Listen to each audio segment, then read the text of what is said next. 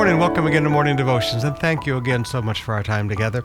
I'd like us to go back to the book of 1 Samuel chapter 5 today.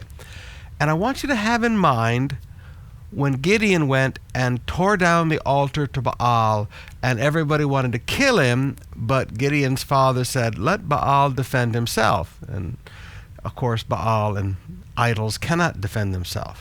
But notice how different an idol is from God. 1 Samuel 5 verse 1. After the Philistines had captured the ark of God, they took it from Ebenezer to Ashdod. There they carried the ark into Dagon's temple and set it beside Dagon. When the people of Ashdod rose early the next day, there was Dagon fallen on his face to the ground before the ark of the Lord. They took Dagon, put him back in his place. Isn't it amazing? Their idol couldn't even get back in his place. How could he answer their prayer? He couldn't even make himself get upright. They put him back in his place. But the following morning when they arose, there was Dagon fallen on his face on the ground before the ark of the Lord. Now, there's several things I want you to see here. Number one, do you remember when Jesus said, I am he, and revealed himself in the garden? Satan was possessing Judas at the time, and all of those men came and fell on the ground before Jesus' face.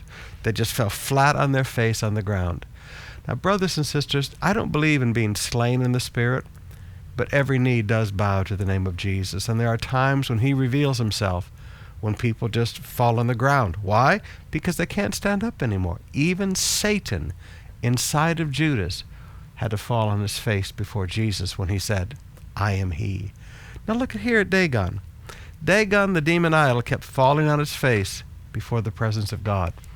The second thing I want you to see here is God doesn't need you to defend him. God was all by himself. The Ark of the Covenant was all by itself. God didn't need anybody to take care of him and defend him. God can take care of himself. That's why he can take care of you. Now sometimes, brothers and sisters, especially when you're younger, you begin to think that you need to defend God. You do not need to defend God. God will defend himself.